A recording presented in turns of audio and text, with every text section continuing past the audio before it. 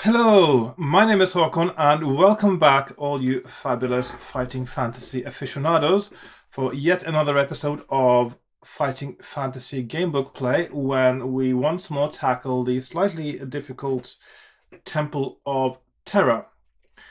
Last time I managed to get quite a bit further than my first few times because I didn't go the overland route, which involves an aerial combat that you less than 50% chance likely to win. Um, I did, however, manage to die by running out of luck, because luck is really important in this book.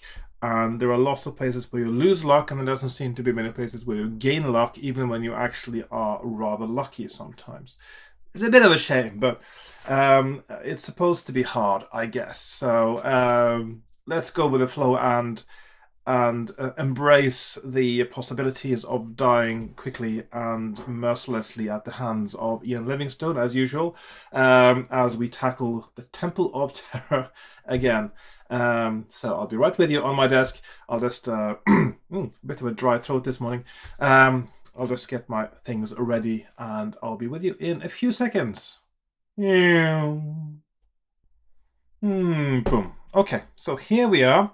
I've got my book, my character sheet, my map from last time, 2 pages. So I must have done rather well, I guess.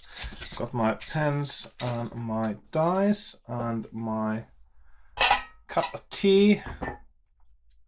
So tea Earl Grey hot. Well, tea Earl Grey is still rather warm. I made this and I had lots of other things I needed to do, and then I covered it and then I left it a bit, so it's not super hot, but it's I don't like it too hot anyway. And I just remember there's one more thing I want to do today, because I've noticed that I keep getting lots of vibrations from my desk in my recording. So today I'm going to use a little bit of foam underneath my recorder here. Let's see if I can make room for it now, just to see if I can isolate it a bit from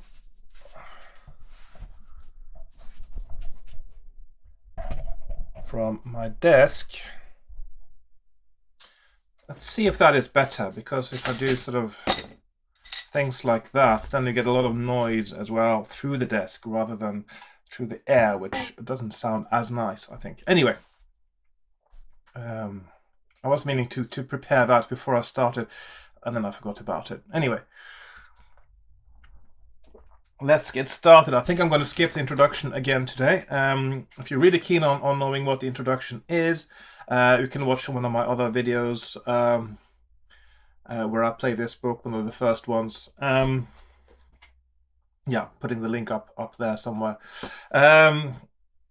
Right, so what has happened so far is that there's an evil wizard called sorcerer of some sort who's called a Mulbordus. He is working together with the Dark Elves in trying to conquer the world, as it were, to take over the world, to kill everything that is good, the usual stuff. Somebody has to save the world from evil again. And again, of course, it is the hero of these stories. It is yours truly. It is the person playing the book who is the hero, who volunteers when Yastromo comes huffing and puffing into Stonebridge, asking for someone to stop Mulbordus's evil plan. Now, and the evil plan is quite cunning, and it is that he is going to travel to the lost city of Vatos in the Desert of Skulls, far south, and there it is rumored, or legend would have it, that there are 5 dragons. There's 5 artifacts, dragon artifacts, that can be turned into dragons with relatively simple magic, or at least simple enough for him, for Mulbordus. And upon his return with these artifacts, he will make them into dragons. He will join the assembled armed forces of the Dark Elves, and they will together conquer the world with 5 dragons and an army at their side. What could possibly go wrong? Well, what could possibly go right? Now, every time I played this so far, of course, Mold Borders has succeeded. That's not part of the story. They only know that I've failed, and therefore, by definition, he must have succeeded, and the world would have been lost. This time, maybe things will be different. So you volunteer to go to Yastromo. Yastromo teaches you a few spells, and then he sends you off, and that's where our story starts. So I've picked out my spells already. I've got Detect Trap, which costs 2 stamina points to use. Now, of course, the magic system in this is a little bit different to the one in Citadel of Chaos, but it is similar in that, but instead of the magic score you have in Citadel of Chaos allowing you to know a certain number of spells. In this one, you can use the spells over and over again, but you can only learn 4. And so you have to pick 4 from a list of 10. And each of them uses stamina, so it uses your actual energy to cast, which I think makes a lot of sense. And I think that's a system that really works as a magic system. I would say that is in many ways superior to the one in Citadel of Chaos. So I really like that. Now, there was one spell I hadn't checked out yet to see how much it costs. I'll just get to that now. So I'm going to 34 first of all, and I'm doing jump, because I did find last time there was a place where jumping actually could save you from a battle, and it's probably a good idea. Ooh, 3 stamina points. I mean, 3 stamina points, I might as well just jump without using magic. Okay, anyway, I'm going with that. Okay, so our abilities. Skill, okay, 11. I don't think I can do this with less than 11 because there are some really hard battles here. 22 stamina, and luck is really important. 11 as well. Okay, I'm going with those. In fact, I think I'll save this character for next time, probably. Astroma also gives you 25 gold to get started. Excuse me. Need a bit more tea. And you may have noticed I'm trying something different with my lighting again today. Last time I blocked up my window so the natural light doesn't come in, but then I'm trying different things with the lighting I have in the room. So I've got a main light, which is the one for over on the side here, which is the one for my desk, which is a nice sort of natural daylight temperature. But on my face now, I also got another lamp. I'm blocking it now. And that's a little bit warmer, and I've got my room lighting on, which also is a bit warmer, which I think looks nice. It doesn't look so cold in the background. And also got I was intending to have a mirror here just to reflect a little bit more light on the shadow side of my face, just to see if that works. I'll be trying different things now that I've blocked my window. I can play around with it more and see what works the best. Anyway, that's just an aside, so I think I should get going before you get bored with me and click on something else. Okay. So I've started my journey. Early morning, a bit. The old wizard looks at you solemnly and says, that's of course Yastromo, "Every minute is vital. You must begin your journey immediately. Without doubt, Moldbordus will learn of your mission to thwart him and may send an assassin or 2 after you. My crow will lead you as far as Catfish River. From there, you can either take a river vessel to Port Blacksand and then a sailing ship south, or journey overland to the Desert of Skulls. A grim task is ahead of you, but our thoughts will be with you." Yastromo leads you back down the spiral staircase. That's the spiral staircase in his tower, obviously. And out into the open. Suddenly he gives a shrill whistle. A large crow immediately swoops down from the top of the tower and settles on his shoulder. "Now, Crow, guide our friend as far as Catfish River, and make sure to keep a good lookout. The last thing we want is an ambush on our own doorstep." You shake hands with Yastromo and reassure him that you will destroy the dragons of Vatos before Malbordus can attain his evil goal.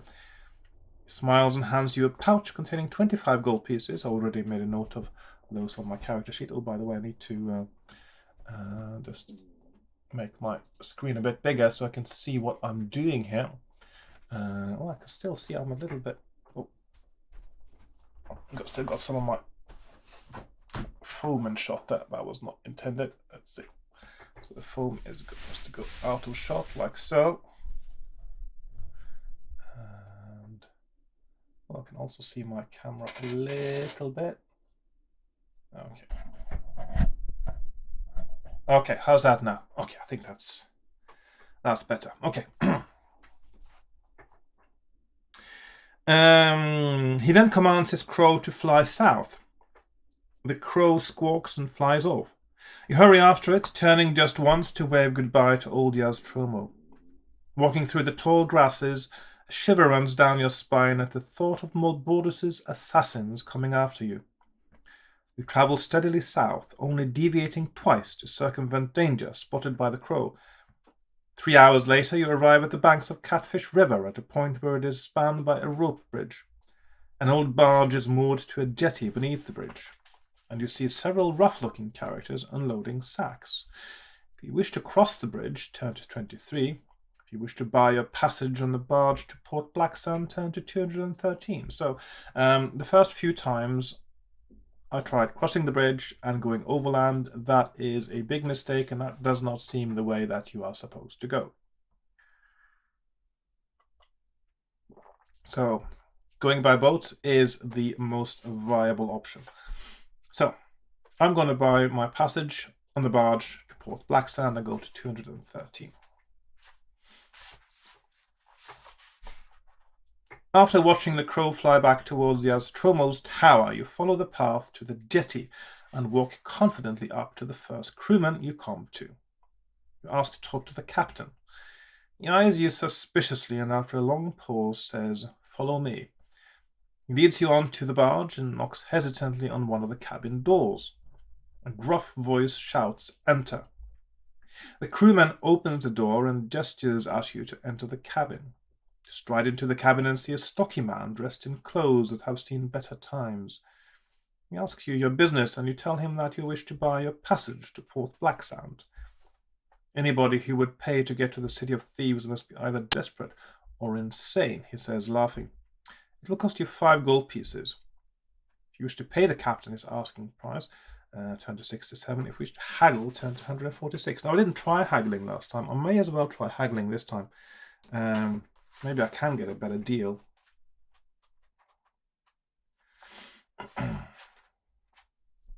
You tell the captain that you will offer him no more than 2 gold pieces. He scorns at your offer, but after a few minutes of haggling, you agree on a fee of 3 gold pieces. You shake hands with the captain, pay him, and walk out of the cabin. Turn to 102. So, 5 gold pieces or 3 gold pieces. So we saved 2 gold pieces, which is useful, I guess, because you need money later for shopping. Although I still don't know what I need to buy in the shop that you get to eventually. But there is a you come across when you go into the desert, you come across a vendor, a merchant who sells you stuff. So, but I still don't know what stuff I need.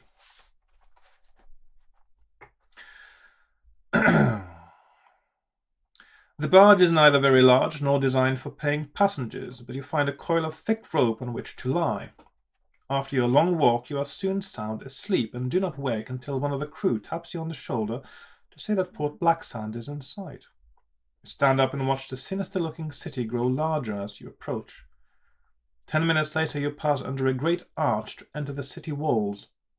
The crew soon have the barge moored, obeying the frantic orders of the captain, who is obviously eager to load up his waiting cargo and leave before nightfall. You bid them all farewell and set about looking for a place to stay the night. The shadows start to lengthen as you walk through the narrow streets and alleyways. Suddenly, an old man in tattered clothes jumps out of a doorway and says, "Looking for a bed, stranger? I know a good place that offers a room, soup, and bread for only 1 gold piece. If you're interested, follow me." Now,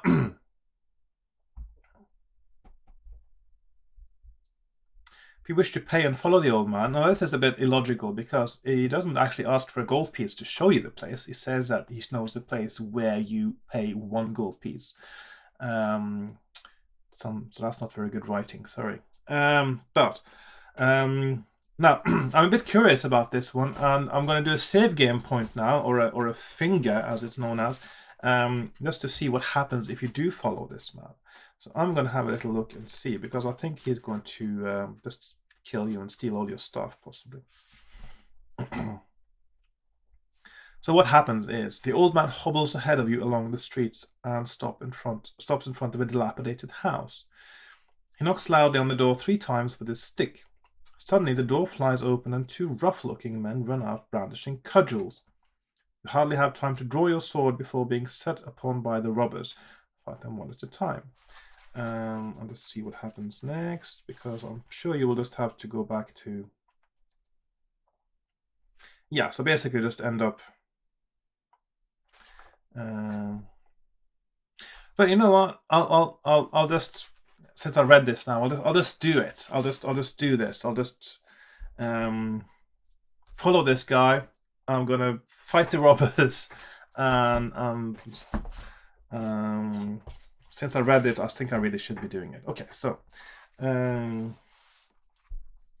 got a skill of 11, stamina 22, and the robbers are 8, 7, and 7. So, and I'm fighting them one at a time. Excuse me. Bit sniffly. Okay. First robber, I got a 3 skill advantage. So he rolls 6, I roll 2, so he hits me actually. 11, 8. That's a draw. 10, 7, draw. 10, 7, draw. Come on. 6, 8. Yeah. 3, 7. Yeah, that's me hitting him again. 8, 9. He's got 1 hit point left. And finally, perhaps he rolls an 8. I rolled a 7, and he is dead. Second one, I got a 4 skill point advantage. He rolls a 7. I rolled a 3, so that's all right because that's a draw. He rolls a 6. I roll a 9. He's down to 5 hit points. He rolls a 6. I roll a 6. He's down to 3 hit points. He rolls a 5. I roll a 7. He's got 1 hit point left. And he rolls a 3, which means he is dead. Okay.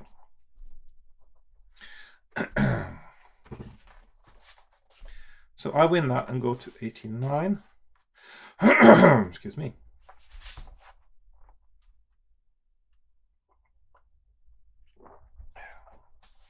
You look around, but the old man is nowhere to be seen.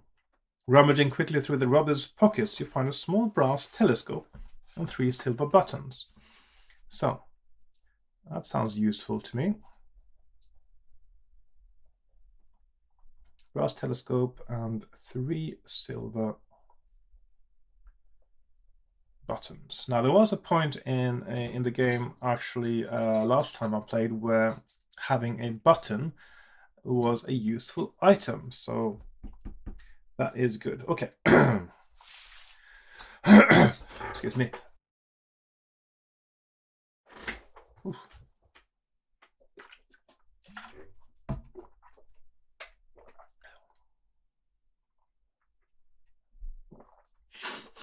Okay. Let's make a note on my map now. So pay the man. Okay, so that is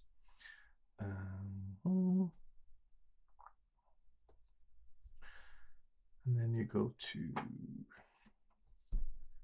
379, so then you go to 89, and then to 379, and here you get, so this was 8777, and you get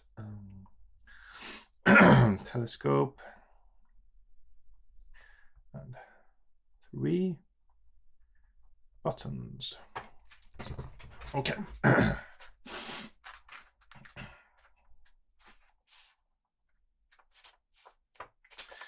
Looking up, you see a road sign indicating that you are in Clog Street.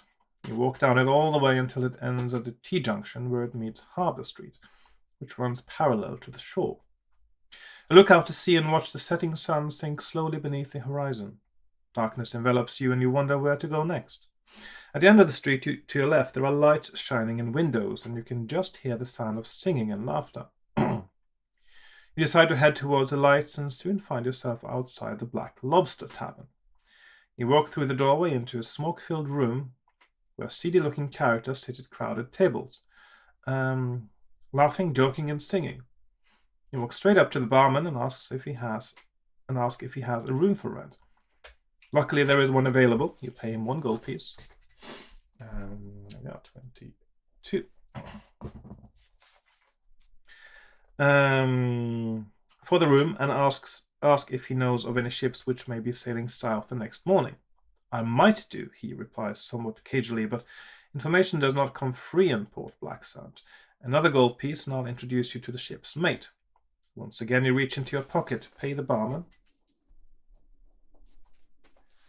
He leads you over to one of the booths along the far wall of the tavern and points out a man with a silk scarf tied over his bald head and an ugly scar running down from his left ear to the middle of his chin. Gargo is his name, says the barman. You sit down next to Gargo, introduce yourself, and ask if you can buy your passage south. 10 gold pieces, and you'll have to work for your food, comes the curt reply. Gargo does not look like a man to bargain with, so you agree to his price and pay. 11 gold pieces left. We set sail 1 hour after sunrise. The name of the ship is the Belladonna, and you'll find her at the end of the jetty leading down from the tavern. I'll see you in the morning. I'm going back to the ship now, says Gargo. You decide not to get involved with any of the tavern's characters, but retire to your room. You stand up and walk towards the stairs, but a large man carrying 3 flasks of ale bumps into you, spilling the drinks on the floor. If you wish to offer to buy him more ale, turn to 124. But rather tell him not to be so clumsy, turn to 203. And today I'm going to see what happens if I tell him not to be so clumsy. Excuse me. So, 203. There we are.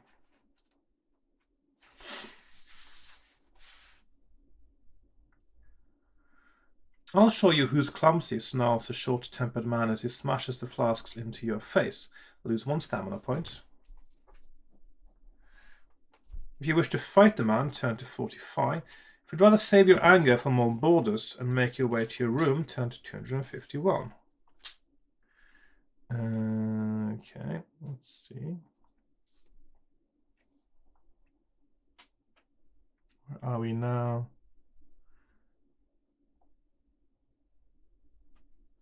So 203, that's minus 1 stamina. And then we got 45. Fight or...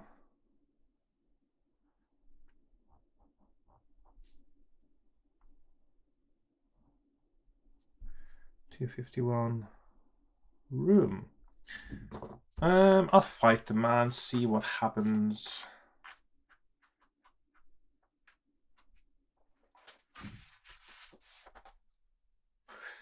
Your burly opponent is a pirate. Well, there seem to be pirates, all of them here. Well practiced in swordsmanship. He quickly draws his cutlass from its scabbard and is as the eager crowd forms a circle around you. Right. So, I've got 11, 19. He has 9, 8. So I've got a 2-point skill advantage. That's not too much, but let's see how that goes. He rolled 11. I rolled 2. Well, not a very auspicious start, is it? He rolls 5. I roll 5. He's down to 6. He rolls 3. I roll 3. He's down to 4. He rolls 7, I roll 5, so that is a draw. He rolls 7, I roll 2, 15.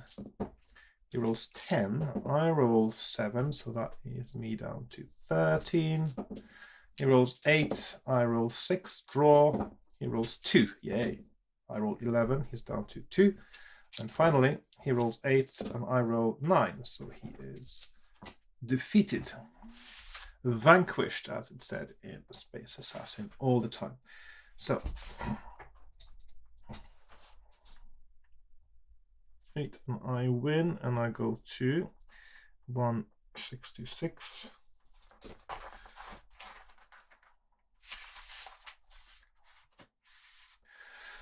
The crowd does not stop you untying the leather pouch which is hanging from the dead pirate's neck. You leave the murmuring onlookers and climb the stairs to your room, where you lock yourself in. You open the pouch and find 2 gold pieces. Okay, so now I've got 13. And a large pearl. Okay, so last time when I came across the nomad, or the one who's the camel rider in the desert, and he asks for payment to give you some water, the 2 payment options was either a pearl or silver button. Obviously, these are items that you can get here in Port Blacksand, which I found interesting, because I thought maybe it was something you would get on the shore if you took a different route in the desert, but no, it's here. You settle down to sleep and wake at dawn after a restless night. To your disgust, you find that you are covered with inflamed bites from the bedbugs in your straw mattress.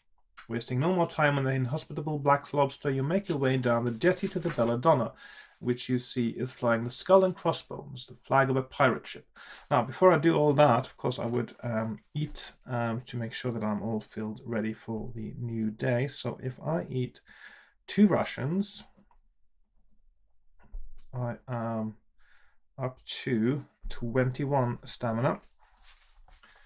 So that's what I do.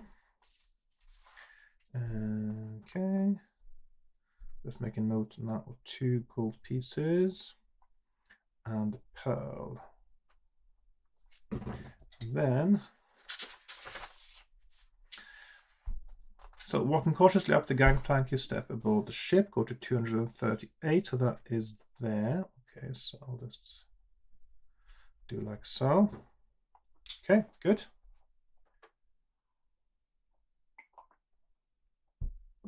Just out of curiosity, there's one more option there I haven't looked at now, which is just going to your room. Just see. Ah, yeah. Once you actually tell the guy not to be clumsy and you don't pick a fight with him, somebody will have stolen your money and you lose luck points. So that's a terrible idea. Anyway. Right, so that went rather okay, I guess. And which means I can sort of move forward with my save games now. 238, yes. You walk around the ship until you find Gargo. He tells you that one of his gunners was killed in a tavern brawl last night. I wonder if that was the guy I killed, probably. I think that's what you're supposed to think. And that you will have to take his place. Your job will be to load cannonballs during battle. You're taken below deck and shown your hammock. Soon the Belladonna sets sail, and you are pleased that at last you are heading south. In mid-afternoon, there is a sudden shout from the crow's nest. Ship on the starboard bow. The ship is suddenly bustling with a crew running about their duties. The captain shouts his orders, and everybody runs to their battle stations. Wondering who the enemy might be, you take your place at your cannon. You hear the bad news that the enemy is a man-o'-war and not a merchant ship. Noise suddenly erupts all around as the man-o'-war's cannonballs smash into the Belladonna. The order is given to fire, but you realize that the Belladonna is no match for the battleship. In the course of the fierce battle, the Belladonna starts to sink, and you fear for your life. Roll 2 dice. If the total is the same or greater than your skill, turn to 187. If the total is less than your skill, turn to 308. And this is where I think that either there's a typo or it should have been written in a different way, because a skill test is always to roll the same or less than your skill, and here it is the same or greater. That is a failure. Now, what should really be done in cases like this, to make it absolutely clear and also to avoid people misreading it, because it's always the same thing, is it should say that this is difficult, so you have a penalty of 1. So it should always be the same or less than your skill, that is a success, but you should have a penalty on the roll. So a difficulty level. So you could say add 1 to the roll because it's difficult. So I think that actually is a typo. But let's see. So I'm rolling 11, and I'm going to go with 11 or less because I think it's a typo. So there.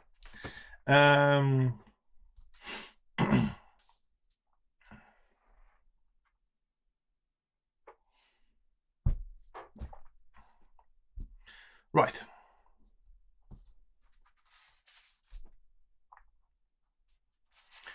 And also because if I fail that roll, you're dead. So I would have to restart anyway. So I'm going to go with 308. As the ship starts to sink, all the cannon crew run towards the wooden steps that lead to the upper deck. You are one of the first to reach the steps and manage to get on deck just as the ship goes underwater.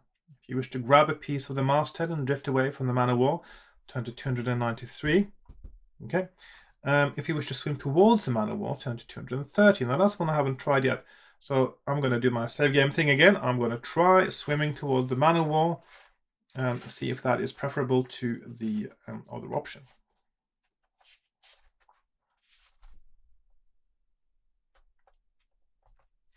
You swim furiously towards the man of war and wave your arms to attract attention. A rope is thrown down to you and you haul yourself onto the victor's ship. Much to your surprise, the crew are made up entirely of dwarves. The captain questions you and other members of the sunken Belladonna's crew who have also been brought aboard. You tell the captain that you are on an important mission which started at the dwarf village of Stonebridge. The captain eyes you suspiciously, accusing you of being no more than a desperate pirate. So you say you started your quest in Stonebridge, says the captain. If that is the case, tell me who is their king. If you reply that his name is Galibrin, turn to 173. If you reply that his name is Gillibrand, turn to 278. So that was an easy thing, but I suppose a common pirate off the coast wouldn't normally know the name of Gillibrand, the king of the dwarves in Stonebridge. So let's see. So it looks like this might actually be by far the safer option than drifting for a few days. Let's see. So 173, 278, Galibrin, or Gillibrand. Okay, so of course it's Gillibrand, and I'm going to 278. The captain laughs and says, "Stranger, you are telling the truth, but I fear you have a lot of explaining to do." That evening, over dinner, you tell the captain and his crew about your mission and its importance. Obviously concerned with the impending doom about to befall the good people of Alancia. Well, they should be, shouldn't they? The captain offers to sail south to the Desert of Skulls. 2 days later, the man of war drops anchor and you are rowed ashore to a white sandy beach. With your provisions restored to provide for 10 meals. Oh, lovely. So provisions back to 10. Courtesy of the ship's cook, you wave goodbye and set off on foot. All you can see is sand, and the desert landscape stretches as far as the horizon. If you wish to walk east inland, turn to 327. If you would rather walk south along the coast, turn to 151.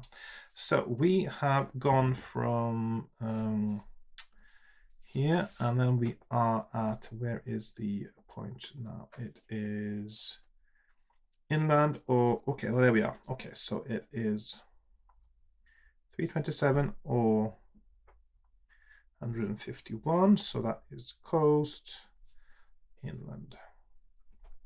Okay, so that is, therefore, let's have to make a little note now. So once you've done the skill test there,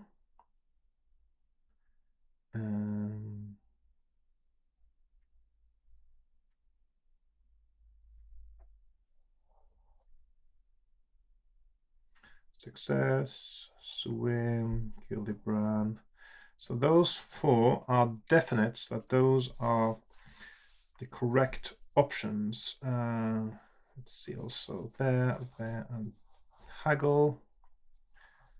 So I know for sure now that these are the ones I circle are ones that I always will take, regardless of what else I choose.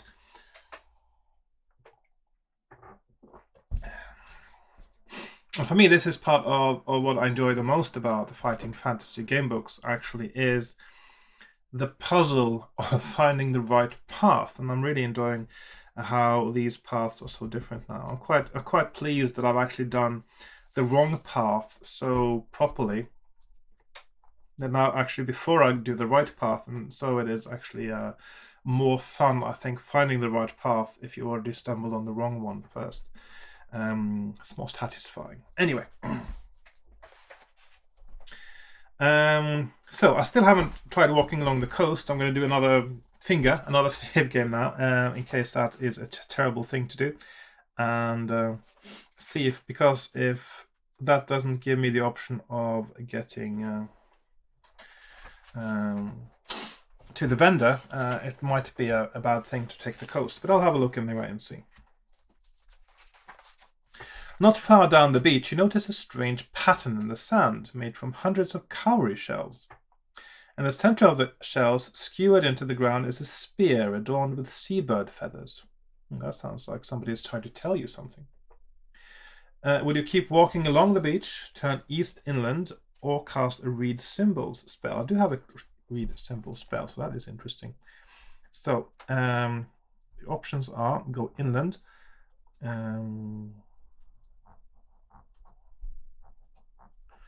And then we have read symbols,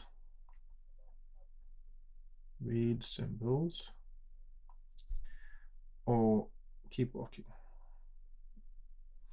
Now, most likely now, I'm thinking that this is going to be some kind of warning that tells you not to go on the beach, or else. Anyway, so I'm going to use the read symbol spell and go to 94.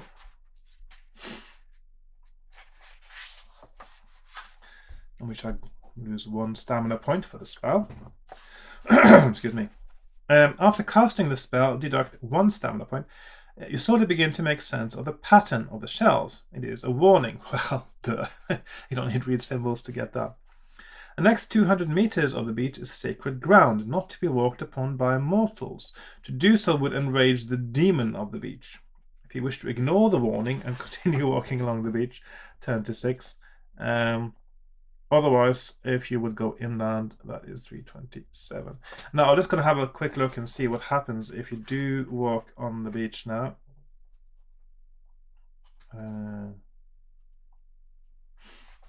Let's see if that actually is survivable. Just a bit curious now. So 51, 359.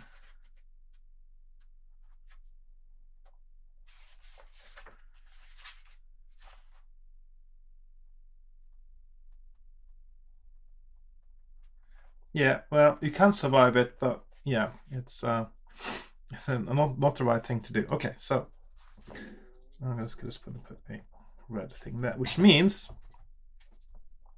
that going inland is the only viable option. And again, of course, this book is rather linear, so yeah, but that is the correct path. Okay.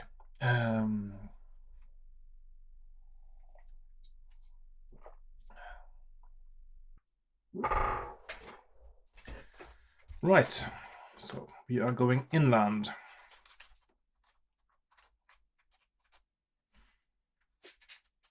As you walk steadily east, you are suddenly aware of a buzzing sound overhead. You look up and see 3 giant wasp-like insects hovering above your head. Suddenly, one of the 3 needle flies dives down at you. If you wish to cast a magic arrow spell, turn to 118. If you wish to fight the giant insects with your sword, turn to 28. I will have to fight them with my sword now.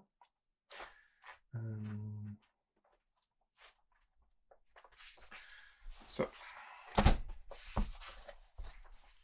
they have. So, well, I have, first of all, 11, 20. And 5, 6, 6, 7, and 7, 6. And one at a time. So let's start with the first one. I've got a 6 skill point advantage. He rolls 9, I roll 7, he's down to 4. He rolls 10, I roll 5, he's down to 2. He rolls 8, I roll 10, and he's dead.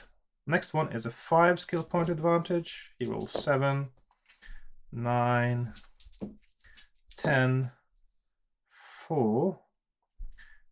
So that is him hitting me, actually. 8, 9, 8, 7, and finally perhaps 9 and 9. Last one, I've only got a 4 skill point advantage. He rolls a 7, I roll a 7, he's down to 4. He rolls a 3, I roll a 5, and he rolls a 4, and I roll a 9, and he is also dead. I'm down to 18 stamina, and I could probably do with a... was there anywhere I could get stamina?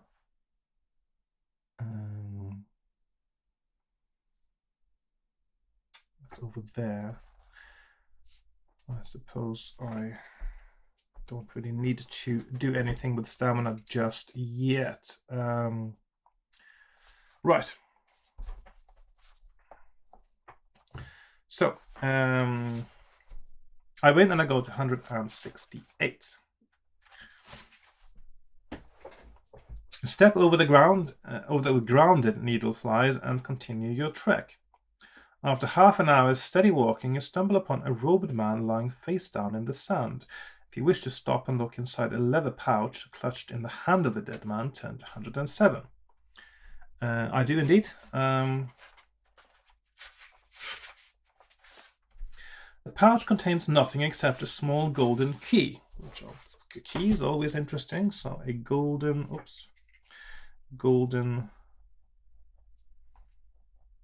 key.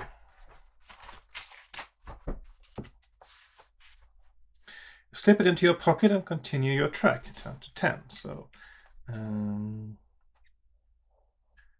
these so far, this looks like that is the only way to go there. Okay. In the shimmering haze of the desert heat, you suddenly see a shape moving towards you. As it grows nearer, you see that it is somebody riding a camel. If you wish to speak to the desert rider, turn to 99. I do indeed wish to speak to him, don't I?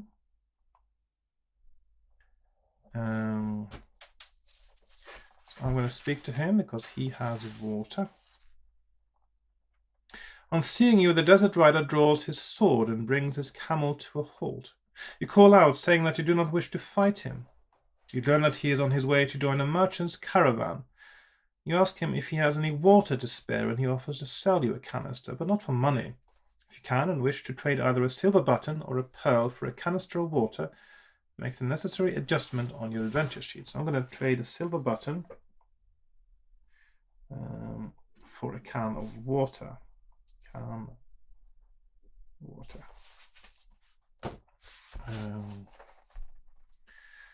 After bidding farewell to the desert rider, you set off east once again, go to 257. So let's see, that there's an arrow missing there on my map.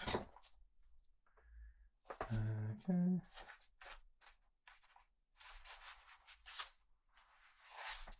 Quite unexpectedly, the wind starts to blow and the sky grows dark.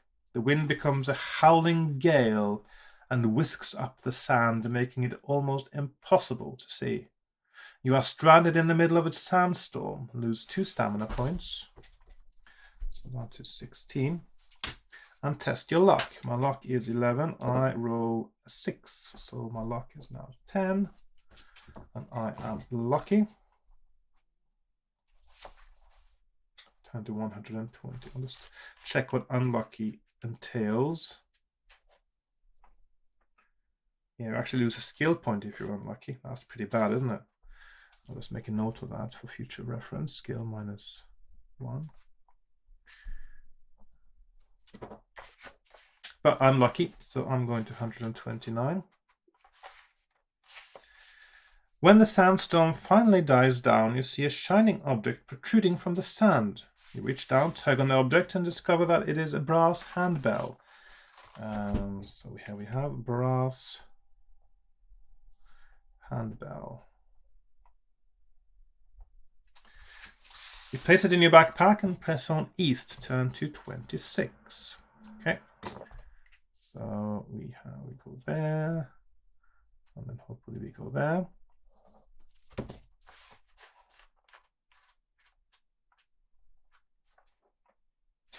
As the day draws on, your thirst becomes almost unbearable. If you possess a water canister, turn to 217. So I'm going to 217. I can't do the water. I don't have the water spell this time because I knew I was going to do well. I was hoping I would get to the point where I would have the water canister. You take a long gulp of delicious water, savoring the brief moment when your mouth does not feel as dry as the desert sand all around you. The afternoon sun continues to beat down relentlessly, its intensity causing shimmering waves of heat to rise from the parched sand. You resist the temptation to finish off the water and you press on. Turn to 303. So, okay.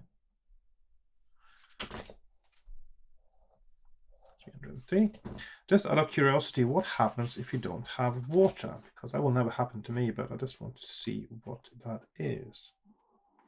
You lose 4 stamina points. Okay, that's quite dire. So stamina minus 4. And then you go to 303 over there. Okay.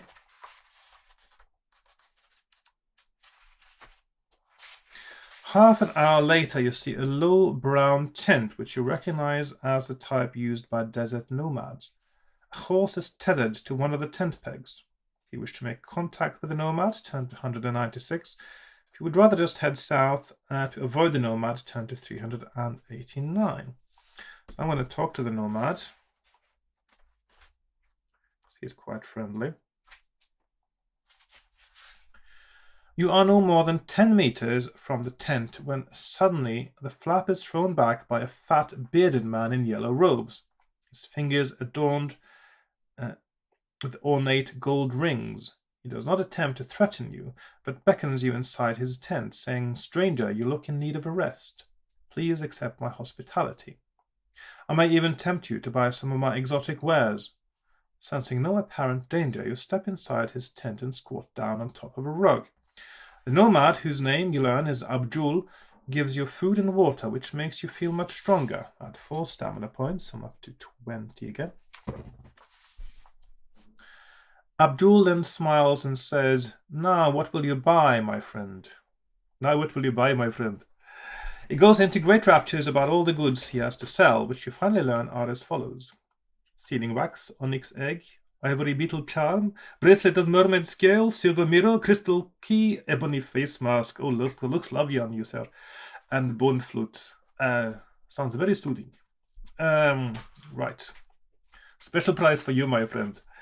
If you can and wish to buy any of Abdul's goods, make the necessary adjustment on your adventure sheet, etc. Abdul tells you that he thinks Vatos lies in the southern part of the Desert of Skulls, and you decide to take his advice. So now I've got 13 gold pieces this time on this point here. And I'm thinking that this is a good place to do a proper save game. That is to say, I'm going to just make a note of everything I've got and my stats at this point. And I'm just going to take a picture, actually, of my character sheet. That's the best way to do it, I think. So we have like so. Because all the things that happened before now, I think I'm quite happy that this is the correct path. Of course, with a proviso, maybe I will need to change my spells around a bit. The only one I've actually used is read symbols, but of course, once you know not to go, well, I wouldn't have gone there anyway, I think. So there really is nothing that would be different. I think I picked up most of the things I can pick up. Just can't see. There's only one other option actually. That that one. I don't know what happens if you. Oh, I'll just have a little look now and see what happens if you say the wrong name to. Yeah, if you say the wrong name to the dwarves, of course, that is the end of the game as well. Now, so yes, at this point, everything the same. So I'm going to save my game, and this is where I'll start from if it turns out I need to buy different things, I guess. So 303. So this is my save game. Okay. So the things I can buy: sealing wax, onyx egg, ivory beetle charm, bracelet of mermaid scale, silver mirror, crystal key, mask, and flute. And for 13 gold pieces, I can buy 3 to 4 things, I guess.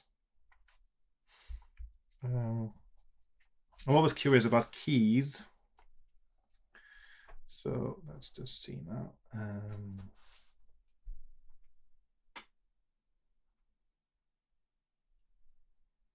So key, crystal key. 3. Okay.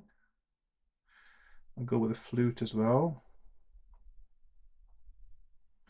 That's 2 and 3, so that's 5 gold pieces. The bracelets.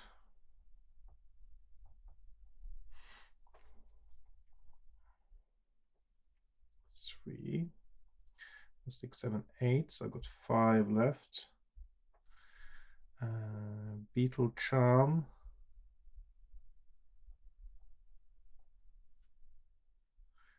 2. So 3 left. And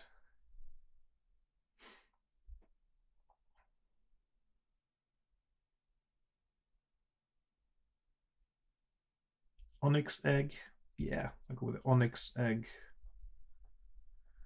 for 3. Okay, so these are things that. So if I start with my save game now, I might buy different things, and I think I'll also have the option, I think, of having taken different spells, but I'll keep that for now until I know of other spells that are essential to succeeding in this game. Okay, so got a big save game point up here. Well, 196 really. So this one here is my save game. Okay, so I thank Abdul for his help, and I go on my way to 389. Let's see. Still some tea left. It does get a little bit cold after an hour, though. So there we are.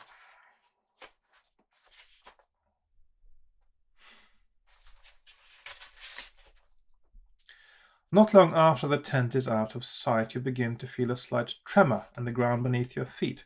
Suddenly the sand starts to shift before you. It rises into the air and then falls down in a great cascade to expose a long body of a huge worm. You realize with horror that a giant sandworm is about to engulf you with its spiked oval mouth. It is at least 20 meters long, and you must fight it. Now this is a somewhat ridiculous fight, really, because it is unavoidable. And you're fighting something with a skill of 10, stamina of 20, and no other options for helping you out, which means that if your skill is less than 10, you are much less likely to win at all. So it's a little bit much. Actually, just hang on. I'll just have a little look.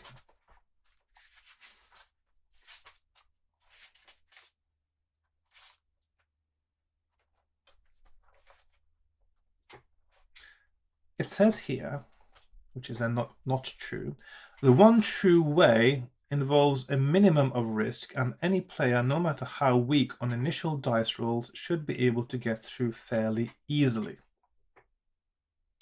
That is not true. That is one big fat lie in this book. It's just a cut and paste from earlier books. That is not true of this book. I know that it didn't say that in Return to Firetop Mountain, which is good because I will also not true for that book. But again, this is not true for this book, and because it isn't when you have a monster like this to beat, because if you have this monster, you need really good abilities and good or good dice rolls. So anyway, we have 1120, and the sandworm is 1020. So with a slight advantage. Right, now we're just going to roll ourselves and see who wins. Okay, so he rolls 11 and 9, 7 and 6. That's a draw. 7 and 6. That's a draw. 10 and 3. 9 and 10. Finally hitting him. 5, 6. 8, 5. 4, 3. 8, 5. 6, 6. 6, 6. 6, 4. 9, 6. 7, 7. 3, 10. 6, 9. 9, 8. 10. 4. 2. 7. 5. 7. And finally 4. 10. Also, it's an unnecessarily long battle as well. So there you go. I've got 6 stamina left, and I need to eat some more. So, anything you could get stamina from? Nope, doesn't look like it. So, I'll just eat myself up to, let's see, what did I say I have at 6? So that is 16. So four provisions. Have a long rest, and get back up to 22. Okay, that's out of the way. So I go to 18. You chip off one of the sandworm's teeth, which may be useful as a weapon. Okay, so a sandworm tooth. Tuck it into your belt and continue south. You walk steadily on until the sun sinks below the western horizon. Under the cloudless sky, the desert quickly becomes very cold. If you're able to cast a fire spell, turn to 177. I did not learn that one. Yes, I did. Yeah.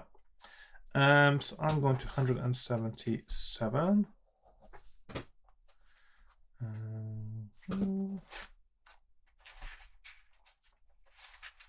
And just out of curiosity now, if you don't have a fire spell, let's see how much you lose of stamina, presumably.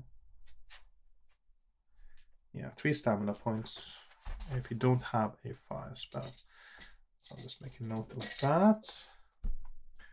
-3 stamina. Okay.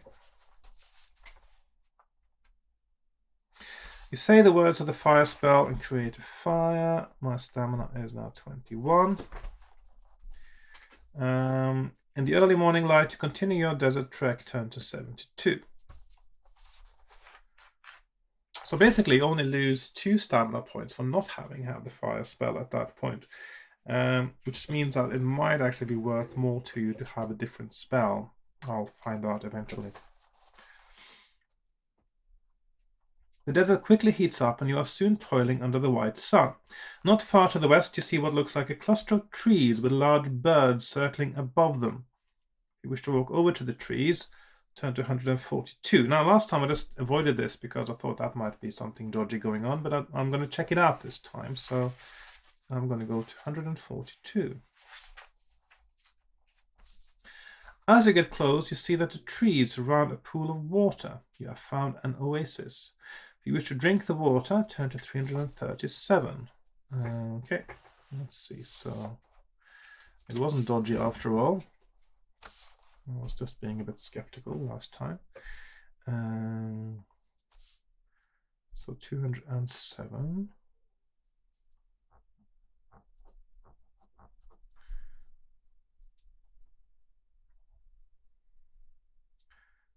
No drink. Or drink. 337.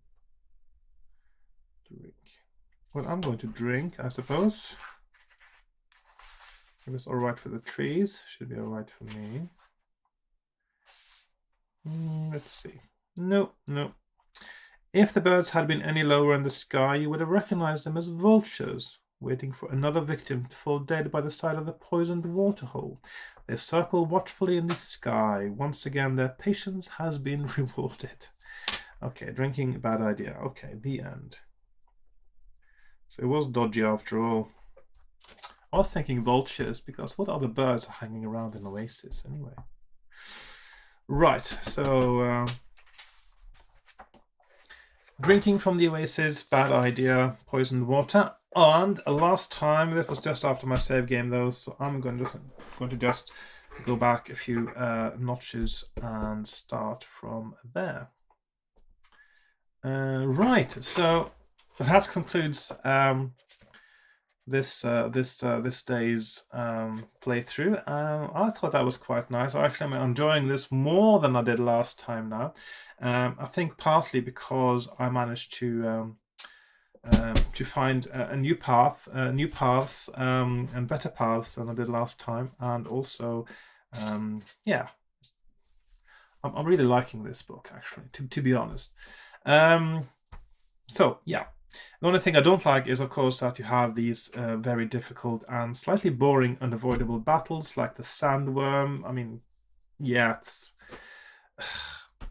it's not needed. I mean, the thing is that it is a difficult battle, and at least you could be honest about it and say that the true path is also quite difficult, and you need good scores to get through. But no, it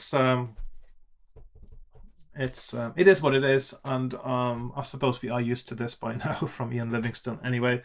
So I'll be quite curious to see what happens next time, and if I get any closer to saving the world from the evil of Mulbordus. Thanks for watching, if you've had the patience to watch this all the while through, and I'll be looking forward to seeing you next time for more Temple of Terror, when hopefully we'll be able to get at least one step closer to saving the world. So please like, share, comment if you enjoyed this, and join me on Patreon if you really like what I'm doing on YouTube and you would like to see more of it, to encourage me to do more, and to allow me to do more eventually as well, hopefully. Then please do that. So thanks again for watching, and goodbye for now. Bye bye.